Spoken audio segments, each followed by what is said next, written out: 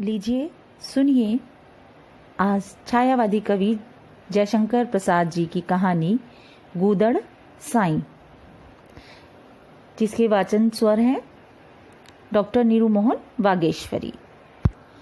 साईं, ओ साईं, एक लड़के ने पुकारा। साईं घूम पड़ा। उसने देखा कि एक 8-9 वर्ष का बालक उसे पुकार रहा है।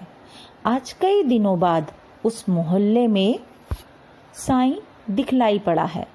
साईं बैरागी था, माया नहीं, मोह नहीं, परंतु कुछ दिनों से उसकी आदत पड़ गई थी कि दोपहर को मोहन के घर के सामने जाता तथा अपने 2-3 गूदड़ बड़े यत्न से रखकर उन्हीं पर बैठ जाता और मोहन से बातें करता।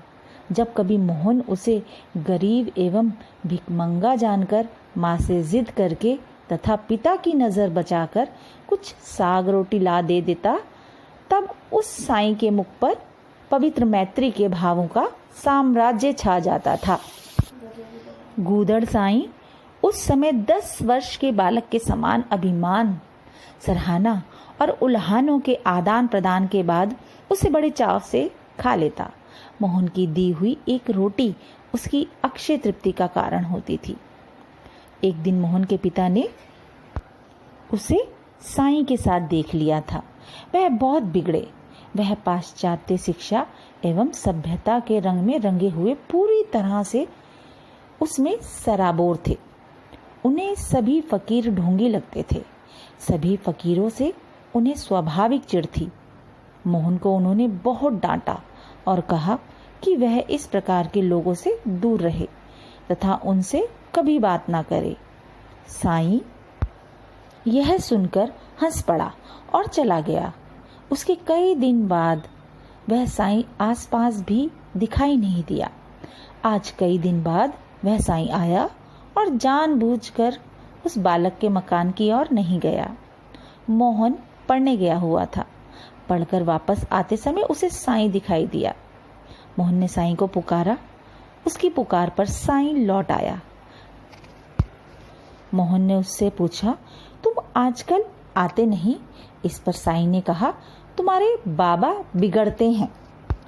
मोहन बोला, नहीं, तुम आकर रोटी ले जाया करो। साईं बोले, भूख नहीं लगती है।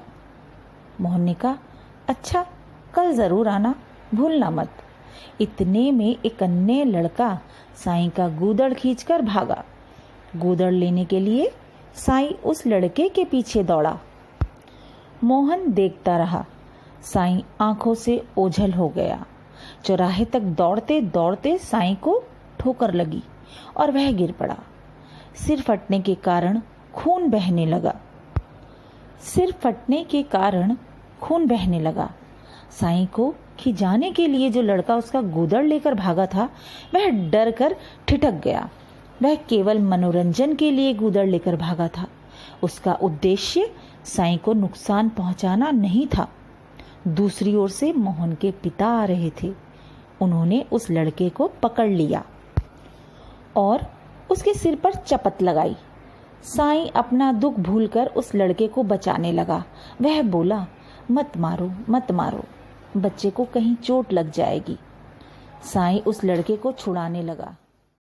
मोहन के पिता ने साईं से कहा, फिर तुम उस चिथड़े के पीछे दौड़ते क्यों थे? सिर फटने पर भी जिस साईं का रोना नहीं छूटा था, वही साईं लड़के को रोते देख रोने लगा। उसने मोहन के पिता से कहा, मेरे पास दूसरी कौन वस्तु है जिसे देकर इन राम स्वरूप भगवान को प्रसन्न करता? तो क्या तुम इसलिए गूदड़ रखते हो?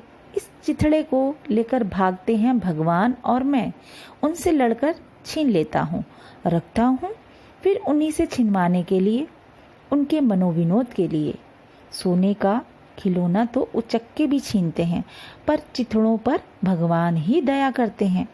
इतना कहकर बालक का मुंह पोंछते हुए मित्र के समान गलबाही डाले हुए साईं चला गया। मोहन के पिता आश्चर्य से उन्हें देखते रह गए। वह बोले, गूदड़ साईं, तुम निरे गूदड़ नहीं, गुदड़ी के लाल हो, तुम धन्य हो। प्रसाद जी की लेखनी गागर में सागर की तरह है। विषमता में जीवन की मुस्कुराहट को देखती है। मार्मिकता के साथ नैतिकता का मेल प्रसाद जी की लेखनी में मिलता है। प्रसाद जी इस कहानी में यही बताना चाह रहे हैं कि बच्चों में चंचलता होती है, चपलता होती है, उनमें छल कपट नहीं होता और बच्चे सच्चे और भगवान स्वरूप होते हैं। अभी आप सुन रहे थे जयशंकर प्रसाद जी की लिखी कहानी गूदड़ साईं, जिसके वाचन स्वर थे डॉक्टर नीरू मोहन वागेश्वरी के।